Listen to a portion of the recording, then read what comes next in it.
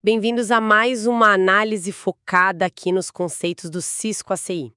Hoje a gente pega um material, uns trechos de um PDF chamado OnePool.pdf, para falar de um pilar do Fabric ACI, os pools. Isso aí. A missão aqui é entender o que são esses reservatórios de recursos, né? E por que o ACI depende tanto deles, principalmente para essa promessa de automação toda. Pois é um ponto fundamental mesmo. Pools no ACI, olha, não são só uma configuraçãozinha. São a base de como o ACI gerencia os recursos essenciais da rede. A ideia central, assim, é que em vez de você ir lá e configurar na mão, sabe, tipo VLAN, EDI, IP em cada interface, a gente cria esses reservatórios. Ok. E aí o ACI usa eles sob demanda. Pensa como se fosse a fonte, né? Onde o sistema pega o que precisa na hora que precisa. Certo. Então, um pool por si só é meio passivo. Tipo uma caixa de ferramentas ali, esperando. Exatamente. O material até dá um exemplo interessante. A gente não vai mais na porta configurar, sei lá, a VLAN 100. A gente cria um pool de VLANs, digamos, de 100 a 200, associa a um domínio, e só quando um EPG, né, um grupo de endpoints, precisa se conectar ali naquela área, é que o ACI vai lá e aluga um ID daquele pool. Mas o que a gente ganha mesmo com essa camada extra? Parece mais um passo, né? Pode parecer, mas o ganho é enorme, viu? E tá no coração do ACI, abstração e automação. Abstração. Isso. Usando pools, o ACI consegue separar a intenção lógica, tipo, quero que meus servidores web conversem entre si, da implementação física específica, preciso usar a VLAN 153 na porta 110 do switch PAL. Ah, tá. O ACI faz essa tradução e gerencia a alocação. Quer dizer, a gente define a política de um jeito mais alto nível, né? E deixa o sistema cuidar dos detalhes lá embaixo. Tira a necessidade de ficar microgerenciando cada recurso. Ok, essa ideia de abstração faz bastante sentido. Evita ficar naquele nível micro de configuração, né? Exato. O material fala que tem 3 tipos principais de pools lá em Fabric Access Policy Pools. O primeiro, e parece o mais comum para o dia a dia, são os VLAN pools. Pode detalhar um pouquinho mais o que são e como eles funcionam? Claro, vamos lá. VLAN pools são, exatamente o que o nome diz, né? Um conjunto definido de IDs de VLAN, aqueles números de 1 a 4094, que o ACI pode usar para o tráfego de dados. Certo. Eles funcionam como a ponte entre o mundo externo, que muitas vezes ainda pensa em VLAN tradicional, e a lógica interna do ACI. A associação-chave aqui é conectar um VLAN pool a um ou mais domains. Domains. Isso. E esses domains definem onde aquele pool pode ser usado. Tem physical domain para conexão física, tipo servidor bare metal, switch antigo. Tem VMM domain para integrar com virtualização, tipo VMware vCenter. E L2Out, L3Out domains para conexões para fora do Fabric ACI. O exemplo no material era VLANs prod VMs com o range 1000, 1500. Então essas seriam as VLANs que o ACI pode usar para conectar VMs de produção, mas só se esse pool estiver ligado a um VMM domain, que por sua vez está ligado aos EPGs dessas VMs, certo? A conexão parece ter várias etapas aí. Exatamente. É uma cadeia de associações. EPG aponta para o domain, que aponta para o pool. O interessante, assim, é a flexibilidade que isso dá. Como assim? O mesmo EPG, representando um grupo lógico lá da aplicação, pode precisar se conectar em infraestruturas diferentes. Ele pode usar uma VLAN do pool VLANs prod VMs associado a um VMM domain para conectar num hypervisor. Ok. E, ao mesmo tempo, ele pode usar uma VLAN de outro pool, sei lá, VLAN pool bare metal, associada a um físico domain para conectar no servidor físico. A política lógica do EPG é a mesma, mas a implementação física, a VLAN usada vem do pool apropriado para aquele tipo de conexão, e o ACI gerencia tudo isso. Entendi. Ele conecta a lógica com a física usando essa dupla pool e domínio. Faz sentido. O segundo tipo são os VXLAN pools. O que eles gerenciam? Pelo que eu sei, VXLAN é mais interno do ACI, é isso? Correto. VXLAN pools gerenciam os VNIDs, né? Os VXLAN Network Identifiers. O ACI usa VXLAN pra caramba como protocolo de overlay, aquela rede virtual que roda por cima da infrafísica. E cada domínio de broadcast, o Bridge Domain ou BD, dentro do ACI, precisa de um VND único para manter o tráfego segmentado lá dentro do Fabric. Normalmente, o controlador do ACI, o APIC, ele aloca esses VNDs automaticamente. Ah, ele faz sozinho. Faz. Ele pega de um pool padrão, chamado infra.vxlanpool.default. Então, isso soa como algo que geralmente a gente não precisa nem mexer muito. É mais um detalhe de implementação interna que o ACI cuida. Na grande maioria dos casos, sim. Pode ficar tranquila. O pool padrão e a alocação automática dão conta do recado. A necessidade de criar pool VXLAN customizado aparece mais em cenários avançados, sabe? Tipo, Interconexão entre fabrics como multipod, multisite, ou umas configurações bem específicas de roteamento externo, tipo ACI Gigous. Coisas onde você precisa de um controle mais fino dos VNDs por causa de interoperabilidade ou escala. Mas para a maioria das implementações de um site só, pode deixar o ACI resolver. ok, ótimo. Menos uma coisa pra gente se preocupar, no dia a dia. E por fim, temos os Multicast Address Pools. Esses são para IPs multicast tipo 225.0.0.15, que está no material. Para que o ACI precisa de um pool de IPs multicast? Sim, são blocos de endereços IP multicast. Eles são necessários especificamente quando você habilita roteamento multicast PIN, o protocolo Independent Multicast dentro de um VRF no ACI. Ah, só quando usa PIN. Exato. Quando um Bridge Domain, um BD, dentro desse VRF, precisa suportar tráfego multicast, o ACI precisa de um endereço IP multicast interno para ele. Esse IP é usado pela própria infraestrutura do ACI, pelo underlay, para construir as árvores de distribuição multicast de forma eficiente dentro do Fabric. O ACI aloca um IP único desse pool para cada BD que está habilitado para multicast. E aqui, tem um ponto que às vezes confunde, e o material deixa isso claro. O endereço IP que ele pega desse pool não é o endereço do grupo multicast da aplicação final. Não é o 239.1111 que a aplicação de streaming usa, por exemplo. Ah, não é. Não.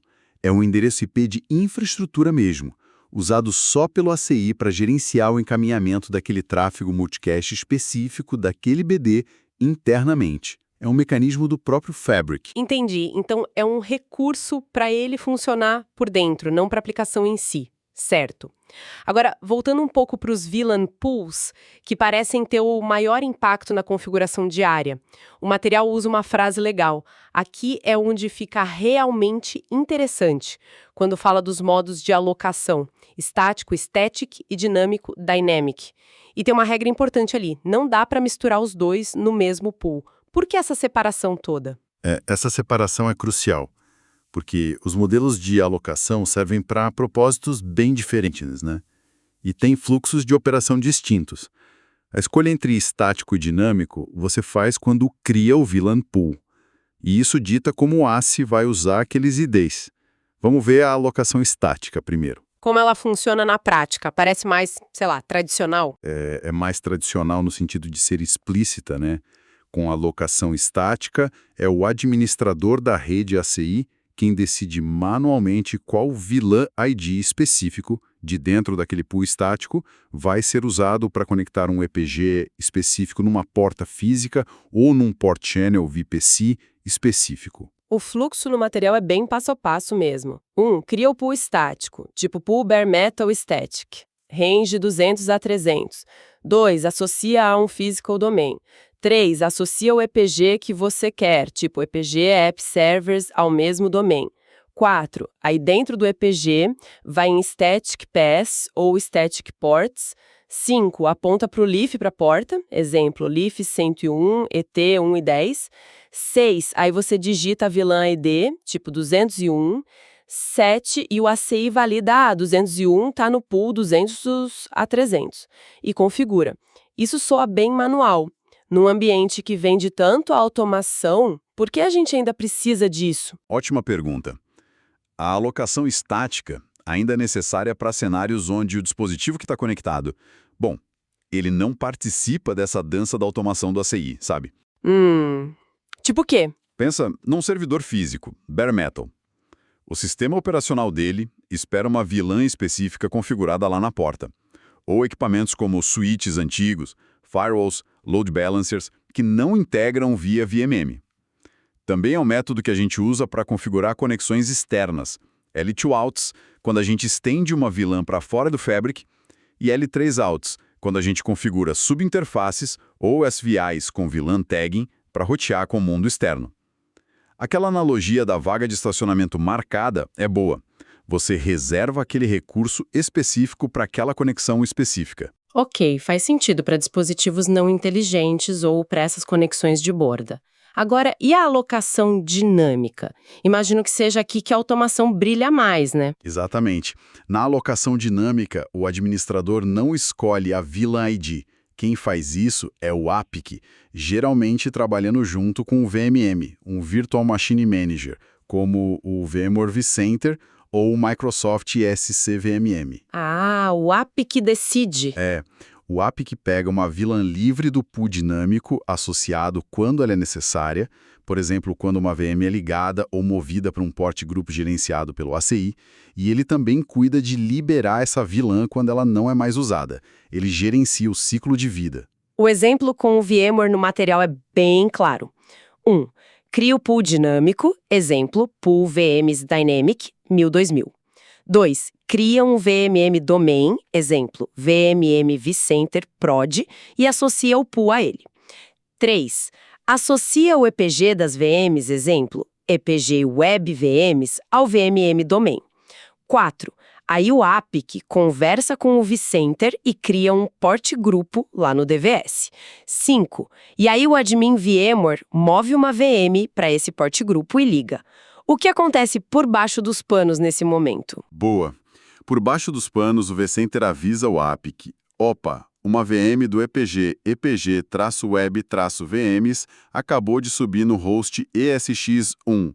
Aí o APIC consulta o pool VMs Dynamic associado, encontra a primeira VLAN disponível, digamos a 10.01, e reserva ela para aquele EPG naquele host específico. É importante notar essa granularidade. A alocação é por EPG, por host ou por porta física em alguns casos. Entendi. Bem granular. E aí, finalmente, o APIC manda o switch leaf, que está conectado no ESX01, permitir a VLAN 10.01 naquela porta. E também configura o DVS via vCenter para usar a VLAN 10.01 naquele port group para o host 01. Tudo automático. Isso sim soa automatizado. Mas o material menciona um conceito-chave aqui. Resolução de encapsulamento local. O que isso quer dizer? Parece importante. Aí isso é um dos benefícios mais poderosos da alocação dinâmica e da arquitetura CI como um todo. Significa que a VLAN ID que foi alocada, a 1001 no nosso exemplo, só tem significado localmente, naquele ponto de conexão ali, no host 01. Só ali. Só ali. Se uma outra VM, do mesmo EPG Web VMs, for ligada num outro host físico, tipo host SXI02, o APIC pode tranquilamente alocar uma VLAN diferente do mesmo pool dinâmico, por exemplo, a 1003, para o mesmo EPG naquele segundo host. Mesmo EPG, VLAN diferente? Exato. E o ACI sabe que, internamente, tanto a VLAN 1001 no host 1, quanto a VLAN 1003 no host 2 representam o mesmo grupo lógico, o EPG Web VMs. O fábrico ACI cuida de mapear isso para a comunicação VXLAN interna. Se a gente pensar no cenário maior, o ACI resolve aquele problemão de ter que gerenciar e garantir consistência de VLAN ID em vários switches e hosts. Ele permite que a mesma política de rede, o EPG, seja implementada usando recursos locais diferentes, as VLANs, conforme necessário, de forma transparente para a gente. Ah, então a CI está basicamente dizendo, olha, não me importa qual VLAN você usa aí na ponta, desde que venha do pool certo, eu sei que tudo isso significa EPG, Web VMs e garanto que eles se falem. Isso realmente parece simplificar a vida em ambientes virtuais grandes e dinâmicos, né? Totalmente. Então, o caso de uso principal da dinâmica é essa integração com VMMs e a automação total do ciclo de vida da VLAN. Precisamente. A alocação dinâmica foi pensada para isso. Para ambientes virtualizados, para nuvem privada, onde VM e container aparece e some muito rápido. A intervenção manual para cada conexão seria impraticável. Certo. Agora, uma questão que surge naturalmente. Por que ter vários VLAN pools? Se o SI é tão esperto com essa resolução local, por que não criar um pool gigante de 1 a 4094, talvez um estático e um dinâmico e pronto? O material diz que isso não é viável nem recomendado. Por quê? Não é mesmo. Existem duas razões técnicas que são obrigatórias e algumas razões de boas práticas para usar múltiplos pools. A primeira obrigação é aquela que a gente já falou. Não dá para misturar alocação estática e dinâmica no mesmo pool. Certo. Se você tem servidores físicos que vão precisar de alocação estática e VMs via VMM que usam dinâmica, você precisa de, no mínimo, 2 pools diferentes. Um para cada tipo. Não tem jeito. Ok, essa é clara. Qual a segunda obrigação? A segunda obrigação aparece quando você tem múltiplos VMM domains. Imagina um vCenter para produção e outro, sei lá, para desenvolvimento. O ACI exige que cada VMM domain seja associado a um VLAN pool distinto, diferente. E, ponto crucial, os ranges de VLANs desses pools não podem ter sobreposição, não podem ter overlap. Não podem ter VLANs iguais nos pools de VMMs diferentes. Exato. Isso evita conflitos potenciais, onde 2 VMMs independentes poderiam, teoricamente, mandar o ACI usar a mesma VLAN para coisas diferentes. É uma proteção do sistema. Entendi. São regras do próprio ACI para evitar confusão em cenários mais complexos. Mas e as boas práticas? O que a gente ganha criando mais pools do que o estritamente necessário por essas regras? Aí a principal vantagem é organização e segmentação. Criar pools com ranges distintos para funções ou ambientes diferentes torna o Fabric muito mais fácil de entender, de gerenciar, de fazer troubleshooting depois. Para organizar a casa. Exatamente. Pensa em ter pools como VLAN Pool Prod VMs Dinâmico 1000-1999, VLAN Pool Dev VMs Dinâmico 2000-2999, VLAN Pool Bare Metal DB Estático 300-399, VLAN Pool L3 Out One Estático 400-499 e por aí vai. A própria nomenclatura e os ranges definidos já meio que documentam o uso daquilo. Isso faz muito sentido do ponto de vista operacional, né? Perfeito. Fica mais fácil saber quais VLANs estão sendo usadas onde e por quem. Perfeito. E isso leva a outro benefício importante, o controle de namespace, do espaço de nomes das VLANs. Controle de namespace? Ao segmentar os pools, você garante que times ou ambientes diferentes não possam usar ou conflitar com VLANs de outros. O time de desenvolvimento, usando o pool 2000, 2999, simplesmente não consegue alocar uma VLAN do range 1000 a 1999, mesmo que tente ou cometa um erro na configuração. Isso adiciona uma camada de isolamento administrativo e reduz o risco de interrupções causadas por configurações erradas, cruzando barreiras de ambiente ou de time. Ok, acho que isso fecha bem o ciclo. Então, recapitulando rapidamente. Pools são essa fonte central de recursos no ACI como os IDs de VLAN. Para VLANs, temos essa escolha crucial entre a alocação estática, mais manual, para o que não é automatizado ou é externo, e a dinâmica automática, via VMM, com a resolução local como grande trunfo. Isso. E usar múltiplos pools é tanto uma necessidade técnica para separar estático, dinâmico e isolar VMM domines, quanto uma boa prática essencial para organizar e controlar o ambiente. O ponto-chave parece ser mesmo essa abstração que os pools trazem, né? Perfeito, é isso aí. E talvez um pensamento para a gente levar olhando mais para frente. Como que o planejamento e o dimensionamento inicial desses pools podem impactar a escalabilidade e a operação lá na frente? Boa pergunta. Sabe, o que acontece se um pool dinâmico que você dimensionou para hoje esgota daqui a um ano com o crescimento do ambiente virtual?